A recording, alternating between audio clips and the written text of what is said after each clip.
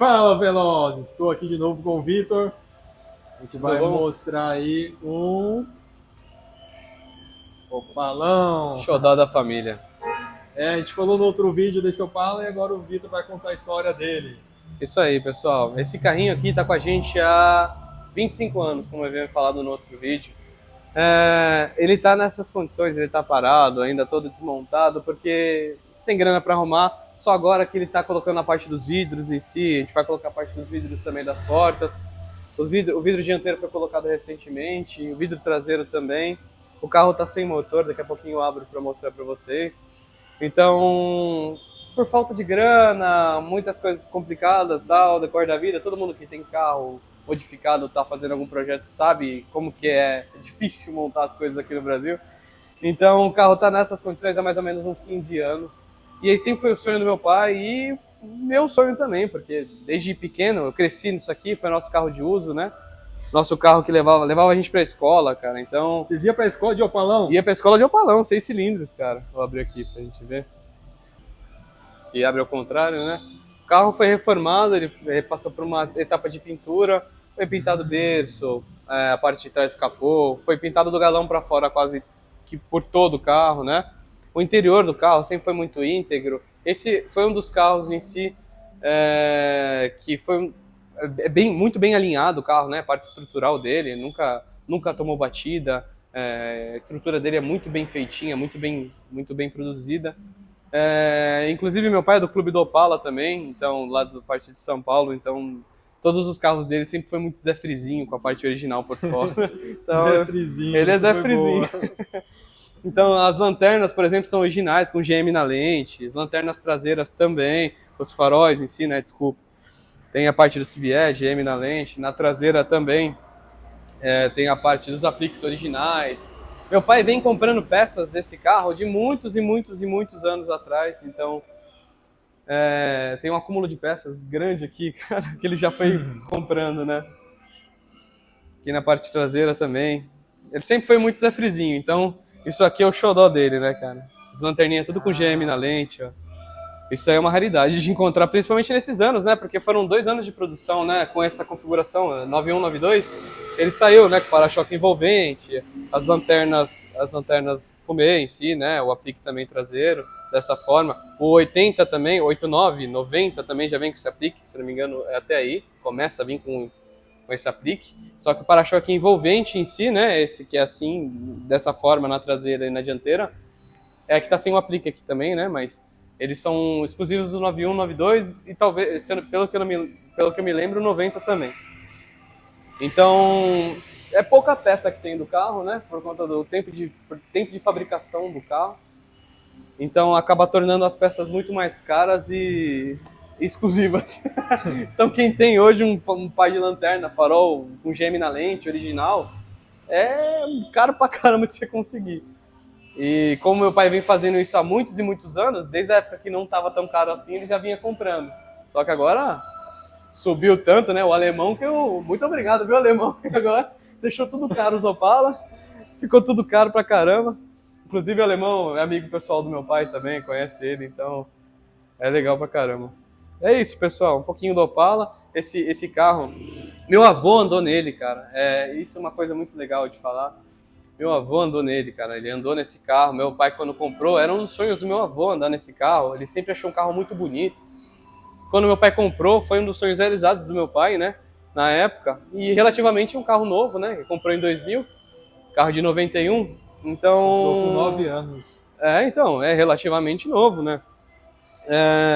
Então, sempre foi o sonho do meu avô também. Ele sempre gostou muito desse carro.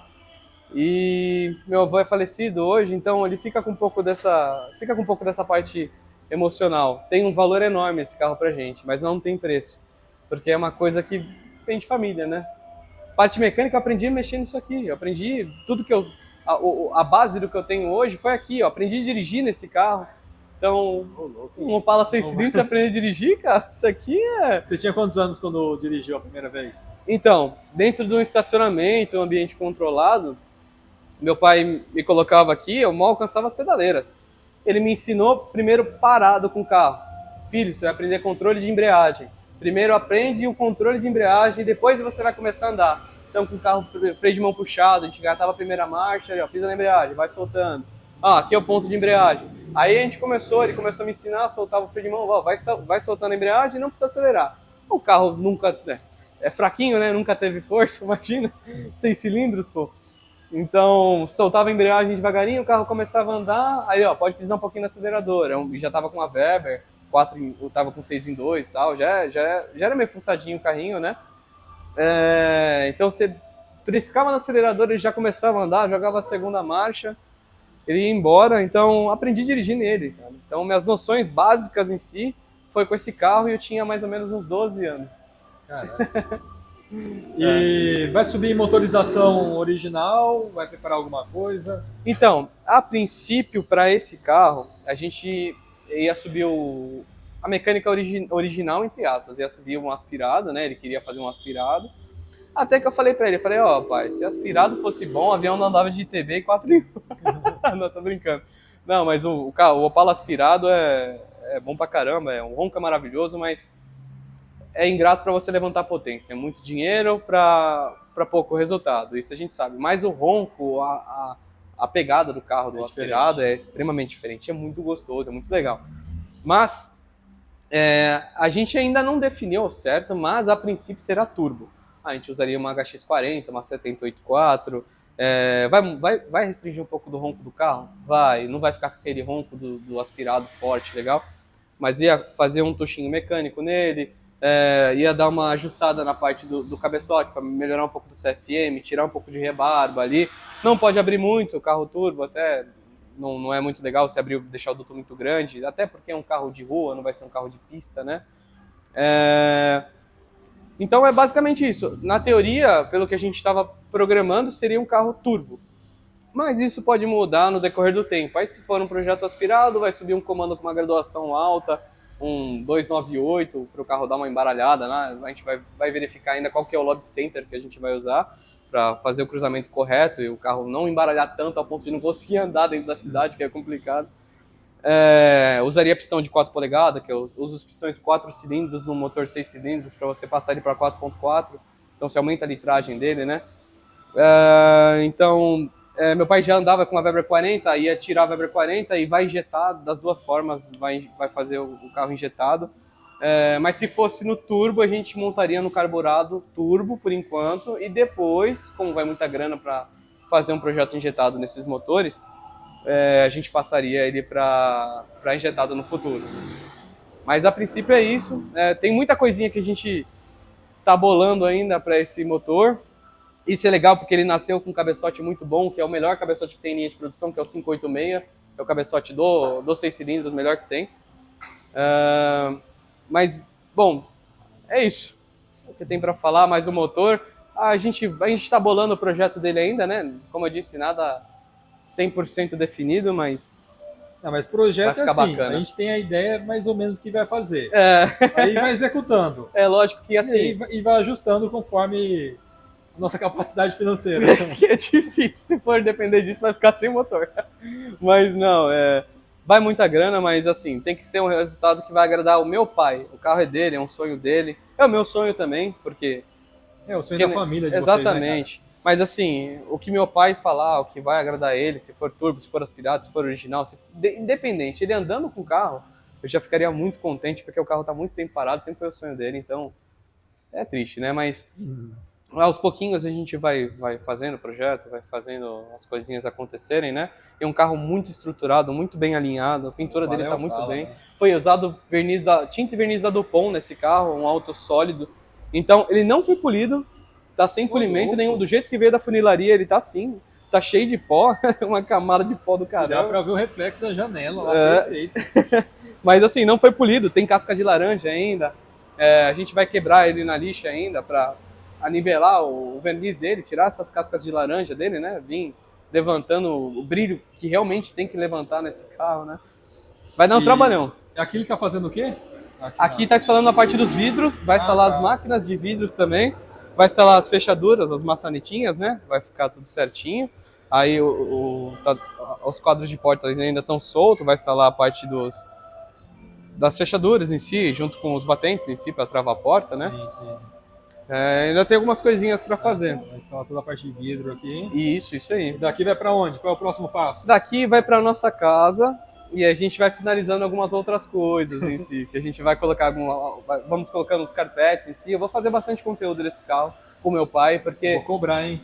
Eu vou cobrar. com certeza, por favor. Porque vai ficar bacana, até posso chamar o Felipão se ele estiver tranquilo para gravar também com a gente lá.